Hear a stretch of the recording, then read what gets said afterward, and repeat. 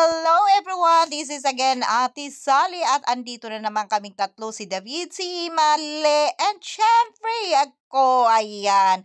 Ganito kaming tatlo tuwing umaga. Binibigyan namin ng exercise ang bawat isa sa amin. Sayaw is the key para sumigla ang aming umaga.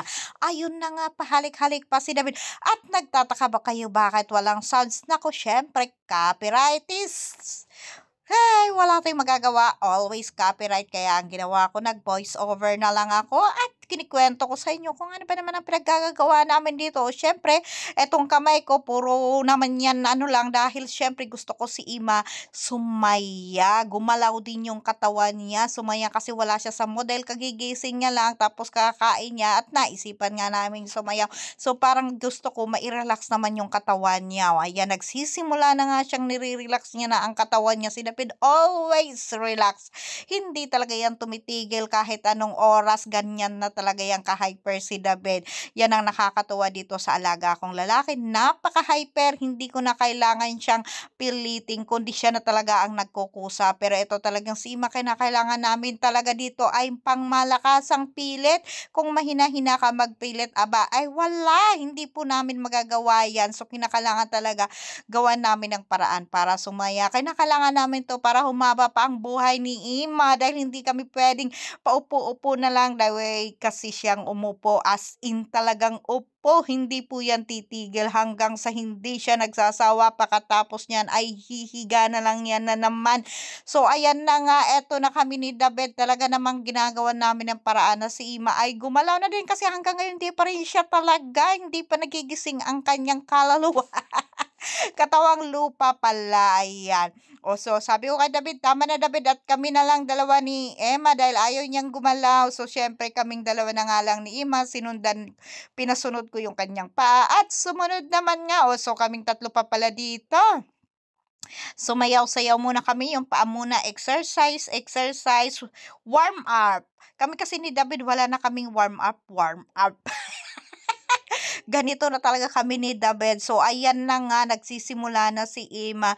Napakahaba ng aking ipo-voice over 7 minutes. Hindi ko alam kung anong pagsasasabi ko dito, guys, kasi naka-mute kasi lahat. May music ang ating sounds, ay ang ating vlog for today. Ang hirap pala kapag may sound. So, hindi ko alam kung ano ang gagawin ko. Nakadalawang upload na ako, pero ganun pa rin. Copyright pa rin siya. So, ayan, si Ima talaga ay talaga naman. So, dito kaming dalawa na nga lang, pinalis ko na si David para naman matahimik na ang mundo naming dalawa ni Ima. Kasi si David kasi sawong-sawong. Ganon talaga. So, sa aming tatlo, napaka-hyper talaga si David. Hindi po ako yung hyper, kundi si David yung hyper at napakalakas ng boses. Kaya nga siguro kami nagugulat sa amin si mga kapitbahay namin dito. Kaya minsan tinatanong kami makara kasi nga naman nagsisigawan na kaming tatlo dahil nga puro nga yung mga tainga namin dito ay parang may mga diferensya na rin. Ganon kasi kaming tatlo kung mag-usap ang lakas-lakas. Kaya naman, napapagkamalan na kami ditong mga nag-aaway-away. Pero hindi naman talaga. Sadyang ganon na talaga ang sistema namin. Sanay na rin ng mga kapitbahay namin pag kami nagkukwentuhan. So, ayan, kimbot. Yun, kumimbot-kimbot na nga si Imale. So, ayun na nga guys. Ito yung aming ginagawa tuwing umaga at para lumakas ang katawan ni Ima. So, wala tayong sounds, kundi panoorin nyo na lang at pakinggan nyo ang aking napakagandang voice over na mali-mali pang voice over dahil sa totoo lang, hindi naman talaga ako marunong mag-voice over. Kaso wala talaga, kailangan ko mag-upload kasi baka magalit na si Whitey World na hindi ako nag-upload. So, eto na nga. O, sige Ima, 1, 2, 1, 2, 1, 2, 3. Asawa ni Marie, batutin. So, ayan nga. So, napagod na rin diyan si Ima, kaya medyo tinigil-tigilan ko na rin kasi hindi puwede siyang sobrang mapagod dahil 'pag napagod siya siyempre may higa na naman 'yan. Ayaw ko, gusto ko ma-relax siya. So, ang ginawa ko diyan, ayan, pinalis ko nga pala diyan si David kasi nga gusto ko talaga si Ima ang mag-exercise. Kaya ang kulit-kulit naman kasi talaga ng aking inaalagaang lalaki. Gusto niya lagi siyang kasali. O, ayan, o.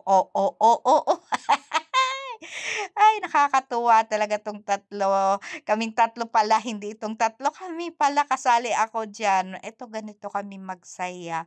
Napakagaan sa buhay magtrabaho bilang isang caregiver kung ganito ang relasyon niyong tatlo. Yung parang ama't ina mo lang sila, lolo at lola mo lang sila, na kaya mo silang pagsabihan, kaya mo silang pagbawalan, at higit sa lahat, sumusunod sila sa'yo sa iyong mga sinasabi para sa kanilang kabutihan, o 'di ba?